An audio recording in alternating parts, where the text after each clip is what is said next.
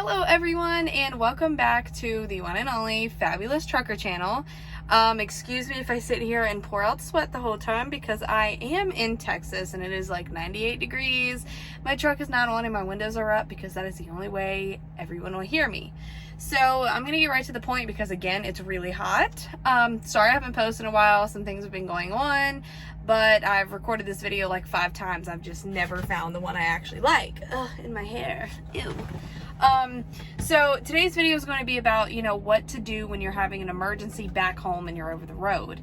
This is actually going to be a 2-part video because the first one I'm going to do is what do you do as a driver when there's an emergency back home on the road, and the second video is going to be about how to get medical help while on the road because I'm kind of going through that right now.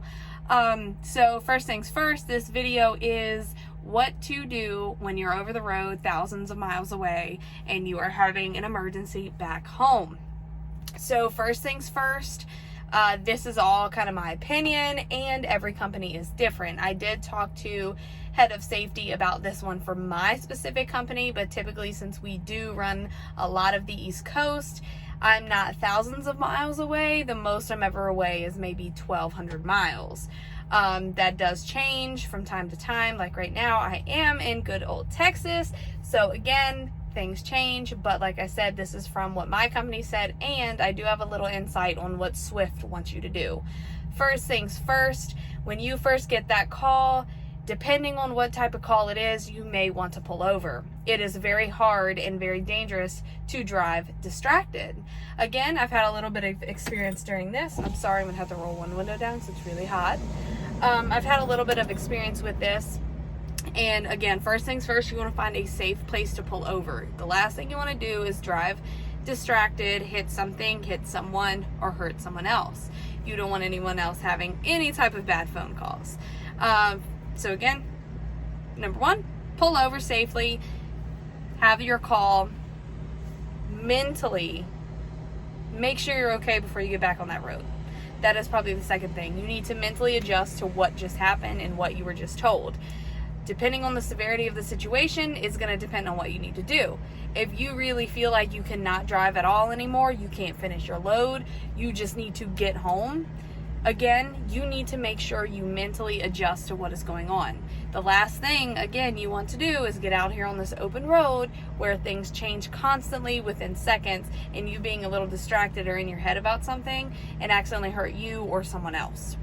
So again, number 2, mentally adjust to what you just heard. Take a minute, breathe, let your anxiety kind of come in and come out. Because again, you are thousands of miles away from home. I know you're going to be anxious. I know you're going to be scared. So get it right up here. Third thing, after you've kind of got all that together, make sure you have all your information about actually what's going on. Get the details from these people, get the cold hard facts. The last thing you want is to be lied to out here as well. Number 3, I'd say call your dispatch. Now, why do I say this? Because either you need to go pick up a load or you're going to need to drop a load. Either way, there's a load that you are supposed to be taking. You need to call dispatch and tell them what is going on. And do not be afraid to tell them exactly what you need to do. Some dispatchers are still going to try to get you to take that load or pick up that load, yada, yada, yada. But you need to tell them specifically what you need. Now, there is going to come a point where you're going to have to meet in the middle, both of you. Obviously, if you are thousands of miles away, you're not going to be able to just go home empty without consequences. It's just not going to happen. And the dispatcher, depending on your load or what they want you to do, they may be out of hand as well, but you're going to have to come to a compromise. Simple as that. So let's take my situation. I'm in Texas. I'm from Virginia. It's about, I don't know, to roughly 1,200 miles maybe. I'm not sure. That's 2 days of driving. So if I'm supposed to pick up a load down here, they're not going to let me go all the way empty back to Virginia. That is going to cause me to lose my job. Point blank, period. But I need to get home. So I'm going to tell dispatch, look, I need to get home and no short of these 2 days. I do understand that I still have a job to do. And quite frankly, again, what a lot of people don't really realize either, even though we need to get home, we are still regulated by hours of service. So even if we want to get home today, we're not going to be able to. We still have to follow hours of service regulations. So, number 4, I would say, just as a precautionary and or a backup, after you talk to dispatch, say you do come to an agreement, call HR, Human Resources. They are specifically and supposed to be there for us. This isn't any job whatsoever. Now, let me wipe this lid off. Call them. And this is not being a little snitch. This is not like running your mouth to anyone. This is simply because you want everyone to be on the same page. I've been in many jobs before where things get like, he said, she said, one person gets it wrong, and the next thing you know, everyone has it wrong. No one knows the full story. No one knows the true story. So no one knows what's going on. No one's communicating. And the one person that you did tell has screwed everything up to where it's like, hold on, now I might lose my job simply because yada, yada, yada. So I would call HR, and that's just my personal opinion, just to make sure you told your dispatcher, you did what you needed to do, y'all came to this agreement. So when you tell HR, make sure you tell them exactly what you told dispatch and or your driver lead. Tell them verbatim of what's going on and then verbatim of what the plan is. That way everyone's on the same page. And then do what you need to do. Pick up that load, drop that load, and get home. Simple as that.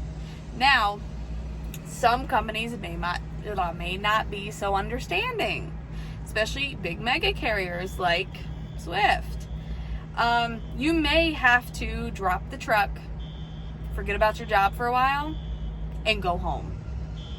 I know when I realized I could not handle anymore with Swift, I had to do just that. I dropped the truck in Chicago in their drop lot and had to rent a car to come home. I actually got my mother to help me with this. But there are different steps you may need to take to do this. And just realize this could cost you a job. Is it right? Absolutely not. But is it true? Absolutely. It could cost you a job. But when it comes to family or when it comes to something that's important to you, it shouldn't matter anyway. First of all, you got your CDL, you got a job anywhere. Second of all, it is what it is. People will understand, other companies will understand. So, I would just say, if you need to get home and you want to get home right away without following hours of service, you're going to need to drop that truck and you're going to need to find a way home. Either a plane ticket or rent a car.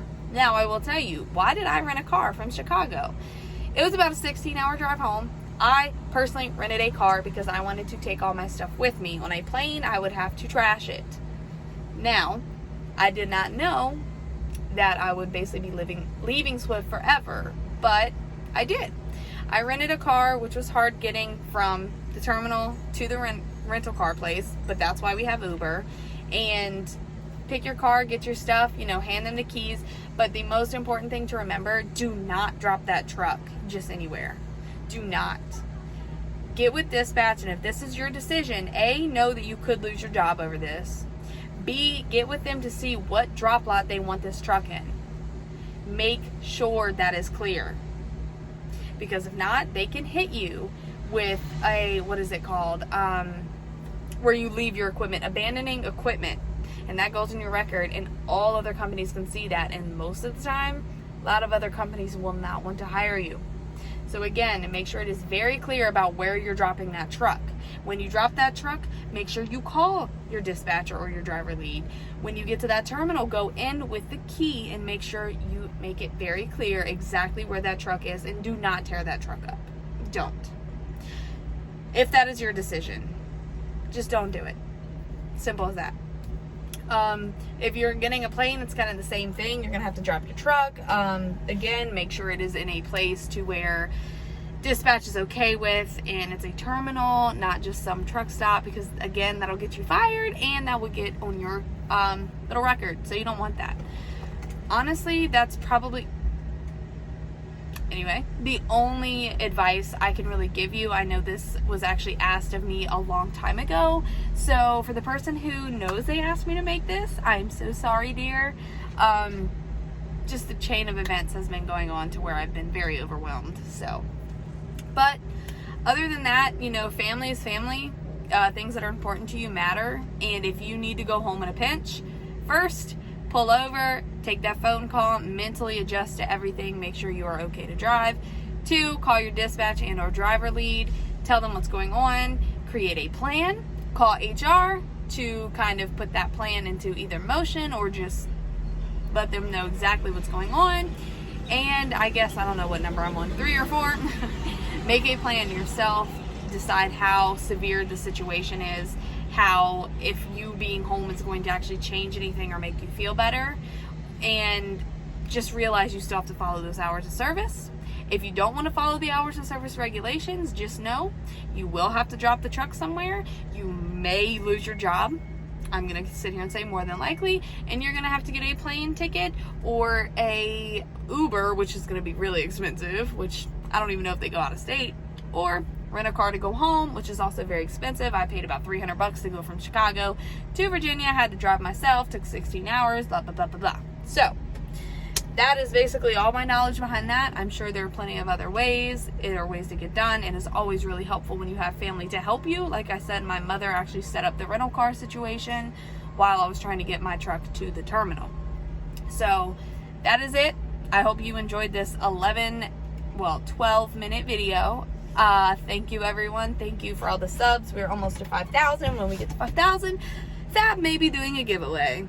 So stay tuned for that. And to the person who also asked me to do a video on what apps to have as a truck driver, I may be either doing live or making a video on that. And the next video to come will be what to do when you need to see a medical professional while over the road. Thank you guys so much. I really do appreciate it. Y'all have a good day.